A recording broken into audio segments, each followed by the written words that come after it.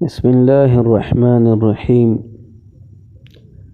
حج کے مناسک 8 ذی الحجہ سے شروع ہوتے ہیں، جن کی ترتیب کچھ یوں ہے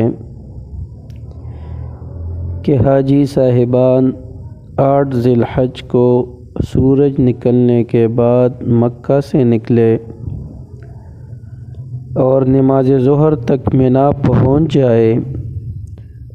منفرد اور قارن تو بدستور احرام میں ہی ہوں گے، البتہ متمتع دوبارہ احرام باندھ لے۔ مستون یہ ہے کہ حاجی 8 ذی الحجہ کی نماز ظہر منا ہی میں ادا کرے اور 9 ذی الحجہ کی نماز فجر تک 5 نمازیں بھی یہاں پڑھ لے۔ اسی طرح یہ رات منا میں گزارنا بھی سنت ہے۔ ایام حج میں 9 ذی الحجہ یعنی یوم عرفہ، یہ دن سب سے زیادہ اہم ہے، جس میں وقوف عرفہ جیسے اہم رکن کی ادائیگی ہوتی ہے۔ 9 ذی الحجہ کی نماز فجر طلوع فجر کے فوراً بعد منا میں پڑھ لے اور مسجد خیف کے قریب آ جائے۔ سورج نکلنے کے بعد عرفات کے لیے روانہ ہو جائے اور وہاں ٹھہرا رہے۔ زوال آفتاب کے بعد مسجد نمرہ آ جائے اور امیر حج کے ساتھ ظہر و عصر کی نمازیں ایک ساتھ پڑھ لے، ورنہ خیموں میں ظہر اور عصر کی نماز اپنے اپنے اوقات میں جماعت کے ساتھ پڑھے۔ اس موقع پر امیر 2 خطبے بھی ادا کرے گا۔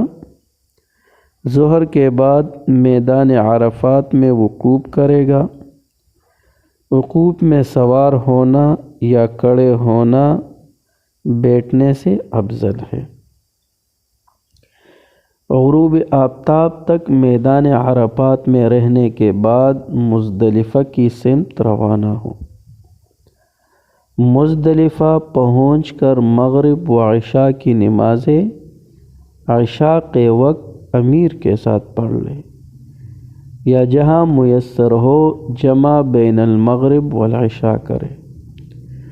پوری رات مزدلفہ میں گزارنا سنت ہے۔ طلوع فجر کے فوراً بعد غلس یعنی اندھیرے میں امام فجر کی نماز پڑھا لے اور روشنی پھیلنے کا انتظار کرے۔ اچھی طرح جب روشنی پھیل جائے تو صبح یہ روشنی پھیلنا پوری طرح، تو مزدلفہ میں یہ وقوف حنفیہ کے ہاں واجب ہے۔ پھر یوم النحر 10 ذی الحجہ اعمال کی کثرت کے اعتبار سے یہ سب سے زیادہ اہم دن ہے۔ مزدلفہ میں فجر کی نماز پڑھ لینے کے بعد طلوع شمس سے تھوڑا سا پہلے منا کی طرف روانہ ہو جائے۔ منا پہنچنے کے بعد جمرہ عقبہ یا جمرہ کبریٰ کی رمی کرے۔ اس کے بعد قربانی کر لے۔ متمتع اور قارن پر قربانی واجب ہے۔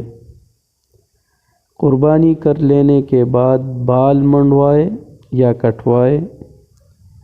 احرام کے سارے ممنوعات اب اس کے لیے ما سوا عورت کے حلال ہو جائیں گی۔ قربانی کر لینے کے بعد پھر مکہ جانا چاہیے۔ مکہ آنے کے بعد طواف زیارت کر لیں۔ طواف زیارت کے بعد عورت بھی حلال ہو جاتی ہے۔